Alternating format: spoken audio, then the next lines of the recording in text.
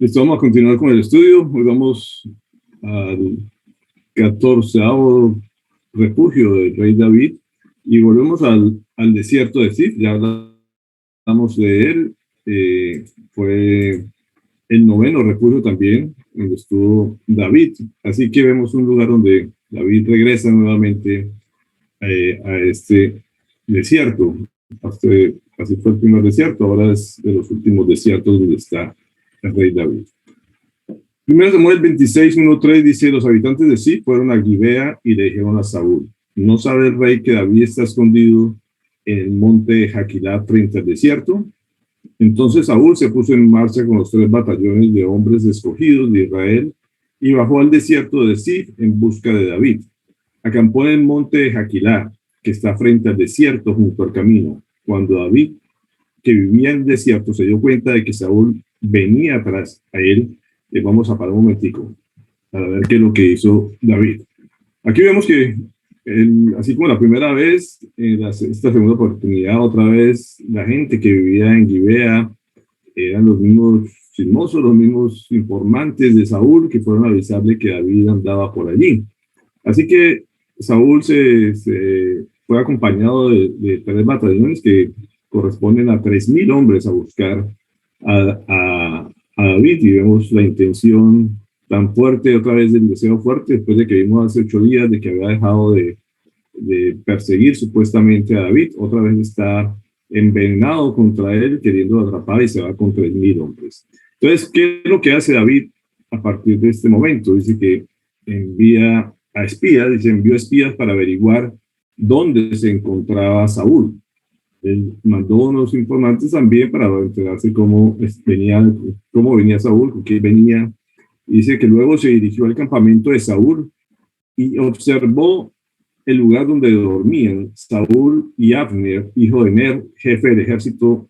Saúl estaba dentro del campamento y el ejército lo estaba rodeando en ese momento. Entonces veíamos que Saúl estaba completamente resguardado por su jefe del ejército, por todo el ejército, que los 3,000 hombres estaba básicamente en el centro. O sea que David, para llegar a él, tenía que haber atravesado todo el ejército, todos los campamentos, y llegar al sitio más estratégico, más protegido por este ejército. Sin embargo, Dios se lo puso en sus manos, como vemos en el versículo 8, y dice: no ha puesto Dios en tus manos a tu enemigo, le dijo Abisai a David. Abisai fue el compañero fiel que fue a acompañar a David hasta el propio lugar donde estaba Saúl. Dice: déjenme matarlo, de un solo golpe de lanza lo dejaré clavado en el suelo y no tendré que rematarlo. O sea, uno ve las intenciones de su acompañante o fiel escudero que va y desea acabar con la vida del rey Saúl. Sin embargo, David vemos que se mantiene en la misma posición de la última vez que también tuvo la oportunidad de acabar la vida de Saúl. Dice el versículo 9 y el 11, dice: no lo mates, exclamó David. ¿Quién puede impunemente alzar la mano contra el ungido del Señor? Y añadió: tan cierto como el Señor vive, que él mismo lo herirá, o le llegará la hora de morir, o caerá en batalla. En cuanto a mí, que el Señor me libre de alzar la mano contra su ungido.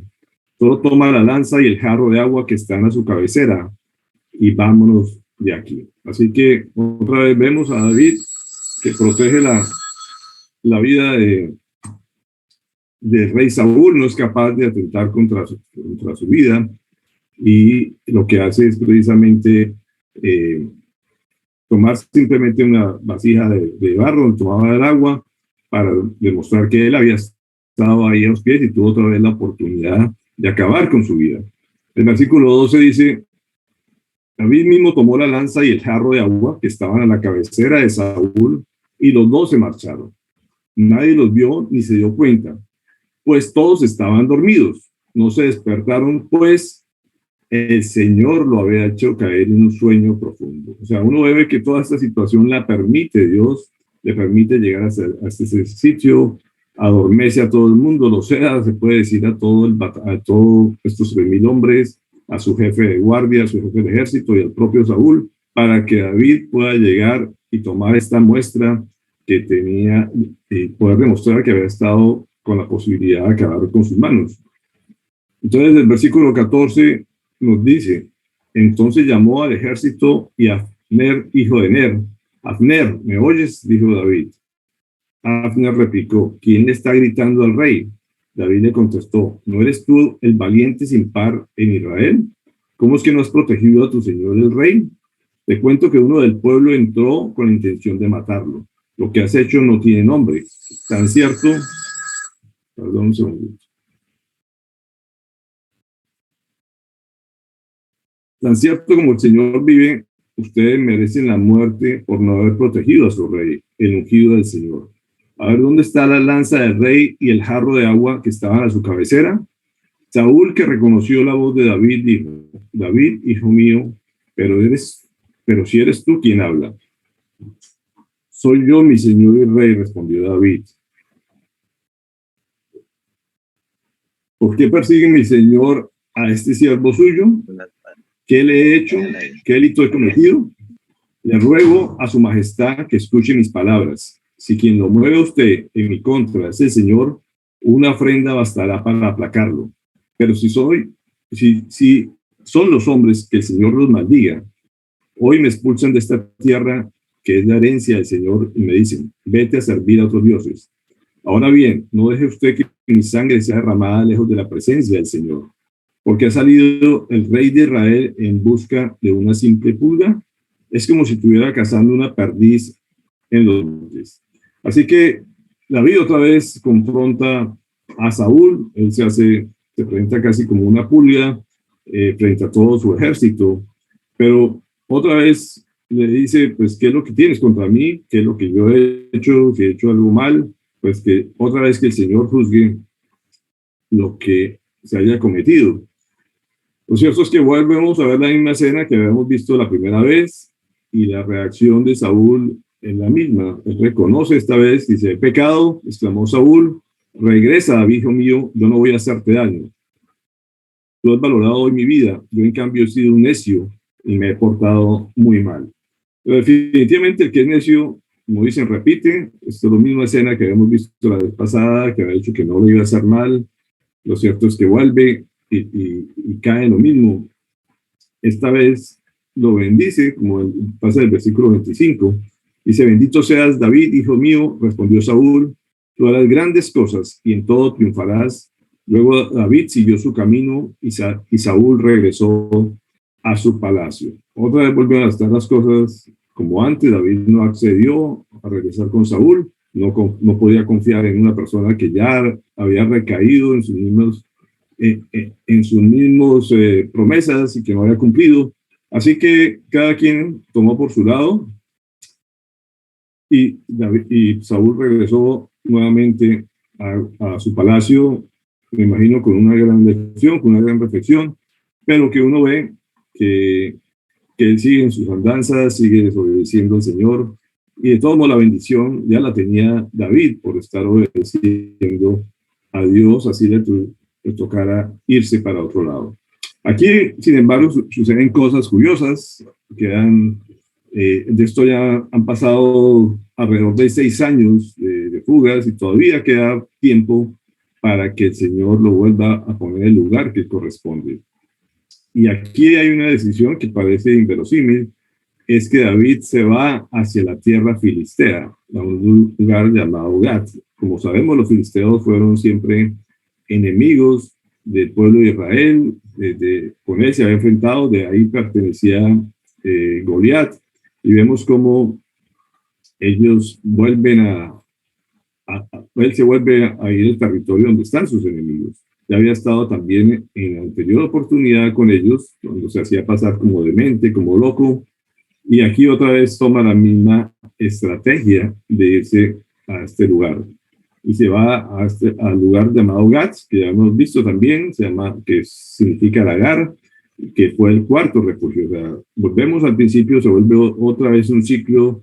Él vuelve a acudir al rey Aquis a vivir allá, pero aquí las condiciones van cambiando porque, como vemos, ya aquí el ejército de David también había crecido, mucha gente se le había unido en su camino y y estamos hablando de más de 600 hombres, como dice 1 Samuel 27, del 1 al 4. Dice, con todo David pensaba, un día de estos voy a morir a manos de Saúl. Lo mejor que puedo hacer es huir a la tierra de los filisteos. Así Saúl se cansará de buscarme por el territorio de Israel y podré escapar de sus manos. Acompañado de sus 600 hombres, David se puso en marcha y se trasladó a la tierra de Gad, donde reinaba Aquis, hijo de Maoc. Tanto David como sus hombres se establecieron allí y quedaron bajo la protección de Aquis. Cada hombre había llevado a su familia, y David tenía consigo a sus dos esposas, Ahinoam, la Jezreelita, y Abigail de Carmel, la cual hablamos la vez pasada, la viuda de Nabal. En efecto, cuando Saúl se enteró de que David había huido a Gad, dejó de perseguirlo. En teoría, uno podría decir la estrategia de David funcionó, dejó que Saúl lo dejara perseguir. Sin embargo, hay un dato que es importante que podamos resaltar desde el primer pasaje de este texto. Dice que David pensaba, y es un dato significativo en esto porque él piensa cuál es la mejor situación para él, cuál es la mejor estrategia, y él, pensando esto, decide irse a campo enemigo. Como vemos las anteriores veces, él consultaba al Señor, que era lo que más le favorecía, pero en esta vez no lo hizo. Esta vez simplemente pensó y tomó una determinación de irse al territorio enemigo. Y precisamente se va a lo que es Ziklag, que está en el versículo 5-6. Este lugar está al sur de la tierra de Judá. Ya hemos visto, le ha dado la vuelta casi a todos los territorios de Israel. Antes también había estado cerca a Egipto, y en este momento está hacia la zona del sur de Judá. 1 Samuel 27, del 5-6, dice: David le dijo a Aquis, si en verdad cuento con el favor de su majestad, le ruego que me conceda algún pueblo en el campo y allí viviré. No tiene ningún sentido que este siervo suyo viva en la capital del reino. Aquel mismo día, Aquis le dio la ciudad de Ziklag, la cual hasta hoy pertenece a los reyes de Judá. Como vemos, ya estamos hablando de por lo menos más de 2.000, 3.000 personas que están siguiendo a David, que pertenecen a su ejército, ya es una población significativa. Él habla con el rey, él le concede esta ciudad, este territorio para que puedan vivir. Sin embargo, el tiempo que él vive allí, dice que vivió territorio filisteo 1 año y 4 meses, o sea, hay 1 año y medio en este tiempo que él está viviendo allí. ¿Cómo se mantenía David? ¿Cómo hacía para poder mantener a toda esta gente? Y desafortunadamente ve lo que son las malas decisiones, lo que se vuelve casi que es un bandolero, un guerrillero, podríamos decir, en esa época. Y el versículo 8 al 9 nos dice que acostumbraba a salir en campaña con sus hombres para saquear a los jesureos, los yersitas, los amalecitas, pueblos durante mucho tiempo habían habitado en la zona que se extiende hacia el sur y hacia el país de Egipto. Cada vez que David atacaba a la región, no dejaba a nadie con vida, ni hombre ni mujer. Antes de regresar donde estaba, aquí se apoderaba de ovejas, vacas, asnos y camellos, y hasta de la ropa que vestían. Y esto es una faceta bien curiosa del rey David. No lo vemos actuando como rey, sino como un bandido, básicamente, donde acababa la vida de todos los que podía, para no dejar testigos ni que nadie le fuera a avisar eso al rey Aquis, porque lógicamente estaba en un territorio prestado, un territorio enemigo. Habían sido buenos anfitriones, podríamos decir. Este rey y David estaba pagando de esta manera, pero él había decidido actuar así, básicamente por decisión propia, no porque fuera guiado por el Señor, y no vemos hasta dónde llegó su comportamiento.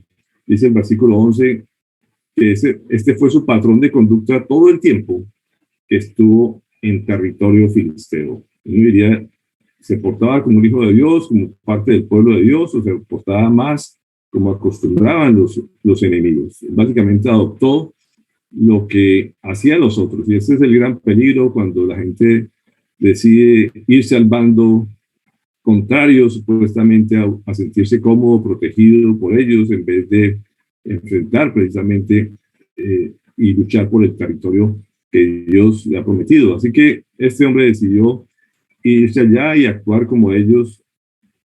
Así que esas son las consecuencias de lo que pasa. Y en este periodo de tiempo que él está actuando así, sigue la enemistad entre los israelitas y los filisteos. Y los filisteos deciden atacar a un territorio de Israel. Y curiosamente David se une a este ejército para ir a atacar a su propio pueblo. Hasta dónde llega la necesidad también del ser humano cuando se quiere enfrentar a los suyos por haberse ido a territorio enemigo. El versículo 1 del capítulo 29 nos dice: los filisteos reunieron a todas sus tropas en Afec. Los israelitas, por su parte, acamparon junto al manantial que está en Jezreel. Así que cada uno empezaron a enfrentarse, a acercarse en sus territorios. Y David empezó a actuar dentro del ejército de los filisteos. Y esto generó malestar entre los generales del ejército filisteo al ver que David estaba ahí. David había sido un hombre que en su pasado había estado como pordiosero, como loco dentro de este pueblo y la gente no le ponía atención. Pero en este caso ya está actuando como líder, como un guerrero también. Y ya todos conocían los antecedentes de David, lo que había hecho al haber atacado a Goliat y a los mismos filisteos. Entonces, lógicamente, esto empezó a generar rencillas, pero ese sentimiento sirvió para que los generales se opusieran a que ellos participaran en la guerra contra Israel.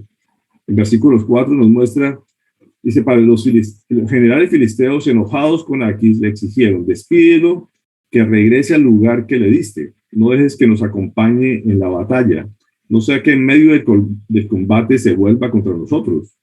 ¿Qué mejor manera tendría de reconciliarse con su señor que llevándole la cabeza de estos soldados? Y lógicamente tendría razón, es lo que podría pensar cualquier comandante del ejército, cualquier estratega, de ir a pelear un territorio enemigo con un enemigo dentro del ejército. Así que esto hace que Aquis haga devolver a David a la ciudad de Ziklag y no permitir que vaya a la guerra. Esto yo creo que es algo dirigido por Dios, guiado por Dios, precisamente para que David no enfrentara a los suyos, a su pueblo, a su familia, básicamente. Así que vemos que en primera de Samuel 31, al tercer día David y sus hombres llegaron a Ziklag, pero se encontraron con los amalecitas, que los amalecitas habían invadido la región de Negev y que luego de atacar e incendiar a Ziklag habían tomado cautivos a las mujeres y a todos los que estaban allí, desde el más grande hasta el más pequeño. Sin embargo, no habían matado a nadie. Así que mientras David había ido con el ejército de los filisteos, los enemigos de David que habían actuado, con los que él había luchado anteriormente, los amalecitas ahora a sus espaldas están tomando a todo su pueblo, lo llevaron secuestrado, a sus esposas, a sus hijos, se tomaron absolutamente todo. Y esto como liderazgo para David fue un golpe terrible, ver que por descuido de ellos, por irse a hacerle caso al ejército enemigo, lo que había hecho era perder todo lo que tenía. Primera Samuel 34 dice que llega David y los que estaban con él se pusieron a llorar y a gritar hasta quedarse sin fuerzas. Golpe muy, muy fuerte para David, una derrota enorme en su vida, el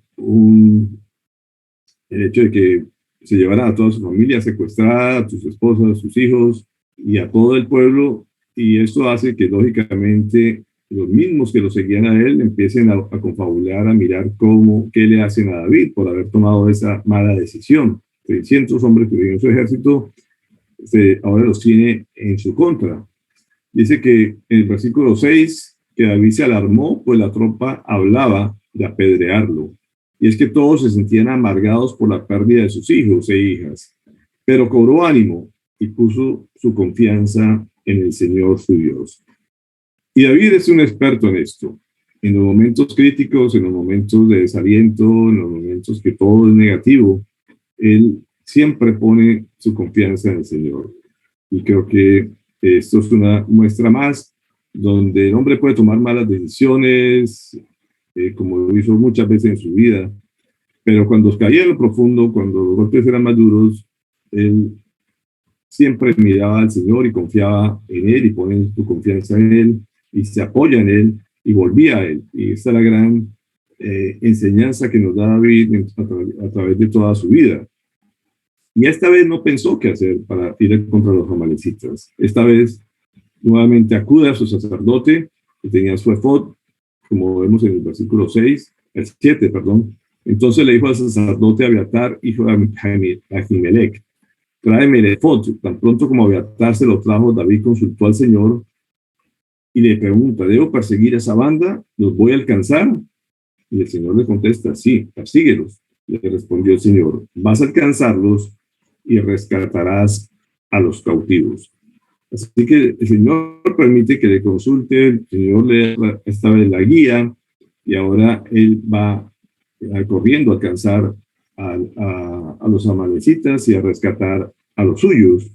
En versículo 9 al 10 nos dice, David partió con sus 600 hombres hasta llegar al arroyo de Besor. Allí se quedaron rezagados 200 hombres que estaban demasiado cansados para cruzar el arroyo. Así David continuó la persecución con los 400 hombres restantes. Ya habían ido a un trayecto grande, 3 días en camino para enfrentar a los israelitas, han regresado a su tierra, se han encontrado con esta pésima noticia o esta sorpresa del secuestro y vuelven a atacar, vuelven a ir en marcha a buscar, a perseguir, pero 200 hombres ya no aguantan más, se quedan rezagados, no están dispuestos a luchar por su familia. Sin embargo, los otros 400 quieren rescatar a sus familiares y hacen lo imposible para poder llegar allá. Así que con estos 400 hombres atacan a ellos, como lo dice el versículo 17 al 20.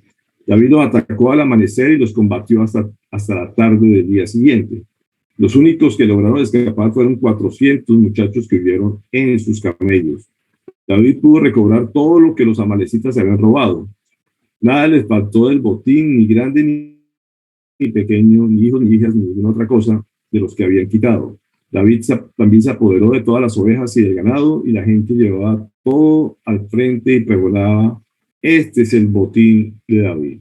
Los mismos que habían estado unas horas antes, unos días antes, a punto de apedrear a David, ahora lo estaban levantando, exaltando por haber podido recuperar todo y aún más, quedaron con todas las ganancias y todas las propiedades de los amalecitas. De todos modos, él reparte esta batalla entre todas las familias, todos los líderes que estaban en ese momento, sobre los 600, como dice el versículo 24. ¿Quién va a estar de acuerdo con ustedes? Del botín participan tanto los que se quedan cuidando el bagaje como los que van a la batalla. Aquel día David estableció esa norma como ley en Israel, la cual sigue vigente hasta el día de hoy. David tomó una decisión que no importaba en qué papel de la batalla estaban, si habían quedado rezagados, si habían ido a luchar. Lo cierto es que todos pertenecían al ejército y él decide repartir todo el botín entre todos, una parte de eso. Y esto es una gran enseñanza, como dice, hasta el día de hoy, como escribe la Biblia, eso es parte de unir a su ejército, que todos reciban las mismas condiciones, se puede decir, independientemente de qué lugar tenemos en el ministerio. Unos piensan que todos los méritos se los lleva el que predica, el que enseña, pero hay mucha gente detrás que hace muchos papeles y que también el Señor recompensa de la misma manera. Y esto es algo que David nos enseña con esta decisión. Lo cierto es que él con el botín alcanzó hasta para mandar a los ancianos de Israel, estaba pendiente de las necesidades también de Israel, como lo muestra el versículo 26. Dice, después de llegar a Siclag, David envió parte del botín a sus amigos, que eran ancianos de Judá, con este mensaje. Aquí tienen un regalo del botín que rescatamos de los enemigos del Señor. Y es una promesa de que el Señor siempre le quita a los impíos para dárselo a los justos, para dárselo a los suyos, a su pueblo, a sus hijos. Siempre es la misma historia. El enemigo siempre termina perdiendo absolutamente todo, y el Señor alcanza las bendiciones de él a repartirlas entre todos los suyos, independientemente de qué papel hayan jugado en la guerra. David, en toda esta experiencia, en este momento de frustración, en el tiempo que estuvo con los filisteos, hace uno de los salmos más bellos que escribió. En los momentos más difíciles, creo que donde más le llegaba la inspiración al rey David, y esto lo demuestra en el Salmo 31. El versículo 14 y 15, podemos sacar algunos aparte de este salmo, que dice, pero yo, Señor, en ti confío y digo, tú eres mi Dios. Mi vida entera está en tus manos, líbrame de mis enemigos y perseguidores. Y esto es parte de lo que muestra siempre la confianza que pone el Señor. No dependemos de las personas que nos atacan, que nos persiguen, siempre nuestra dependencia y nuestra protección viene de parte del Señor. En el versículo 19 dice, cuán grande es tu bondad, que atesoras para los que te temen y que a la vista de la gente derrama sobre los que en ti se refugian. Y esto es una gran verdad. Cada vez que uno se refugia en el Señor, cada vez que lo buscamos a Él, lo único que recibimos de Él son sus bendiciones, su bondad, el bueno. Él sabe quién le teme y quién está de su parte. Y como dice el versículo 20, al amparo de tu presencia lo proteges. De las intrigas humanas, en tu morada los resguardas de las lenguas contenciosas. Y el versículo 21-22 dice, bendito sea el Señor, pues mostró su gran amor por mí. Cuando me hallaba en una ciudad sitiada, en mi confusión llegué a decir, he sido arrojado de tu presencia, pero oíste mi voz suplicante cuando te pedí que me ayudaras. Y esto es una reacción cuando uno está en las malas, cuando uno está abatido. Pensar que el Señor nos ha abandonado es una gran mentira. Siempre Él busca manifestarse para saber que está con nosotros y en medio de nosotros. Y esto es lo que David experimentó en medio de todos los refugios, como vemos, le permitió estar hasta en medio del ejército de Saúl, adormeciendo a todos, teniendo oportunidad de venganza. Pero David también aprendía que la venganza es de Dios, que Dios toma y castiga a quien él considera. Así que no hay que hacer absolutamente nada, sino confiar en el Señor. Y como nos dice el versículo 24, hay que cobrar ánimo, armarse de valor para todos los que en el Señor esperan. Creo que la mejor estrategia que uno puede hacer es volver a lo fundamental, que es confiar en el Señor, animarse y armarse de valor, como digo, en medio de las amenazas que podamos tener. Hoy sé que mucha gente puede tener temor, susto, pero volvemos siempre a lo mismo. Dependemos del Señor y como debemos confiar en Él, animarnos y llenarnos de valor.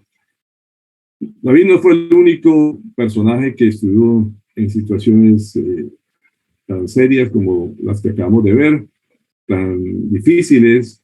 La mayoría de personajes en la Biblia uno encuentra que no fue fácil su vida. Dios no promete una vida fácil para generar hombres acobardados. Al contrario, nos permite pruebas para que veamos su gloria, sus manifestaciones poderosas, para que nos rescaten. Y así fue también con Job, que llegó a expresar estas palabras. Dice él, en cambio, conocen mis caminos. Si me pusiera a prueba, saldría yo puro como el oro. Hará conmigo lo que ha determinado. Todo lo que tiene pensado lo realizará.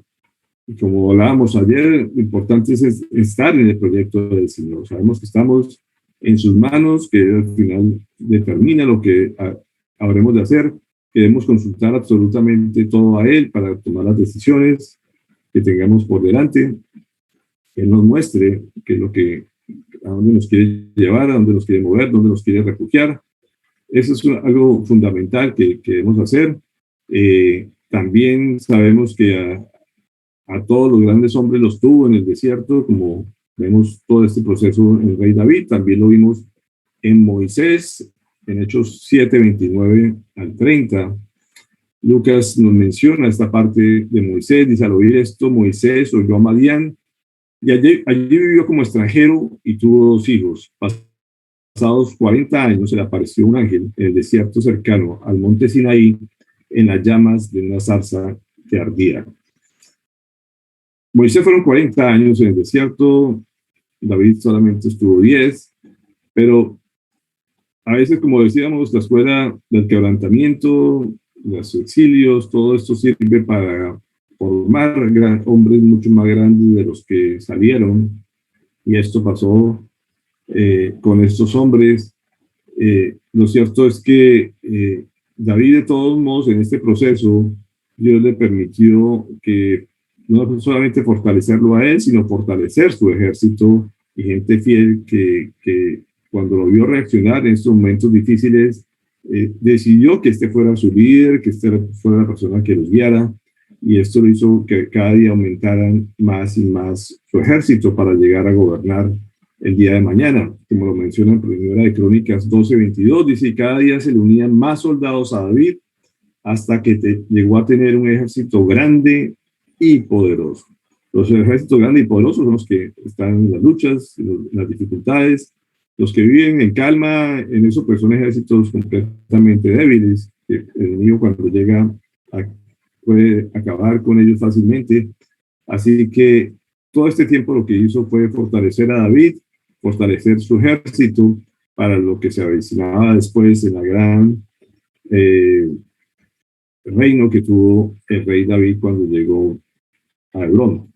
En 1 Samuel 31, 1 al 6, nos termina mostrando el fin de los enemigos de David.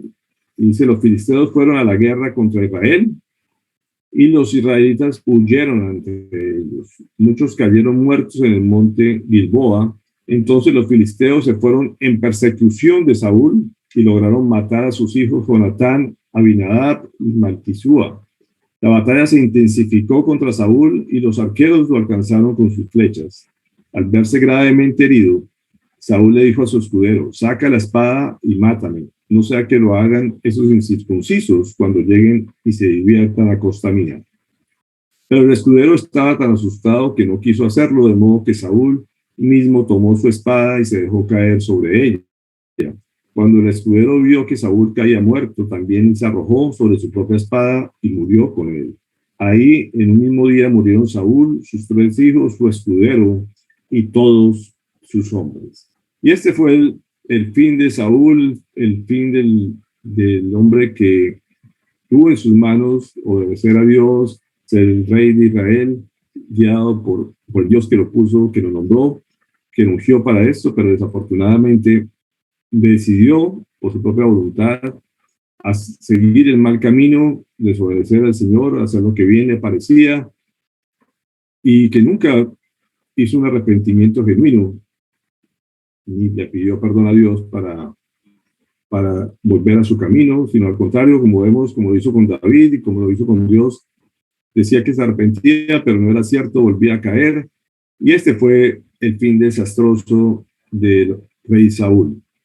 Por otro lado, vemos un hombre como David, que cometió muchos errores, pero siempre tenía un arrepentimiento, que reconocía su pecado, que reconocía que había actuado mal, y que siempre buscaba agradar al Señor, o temer y refugiarse en Él.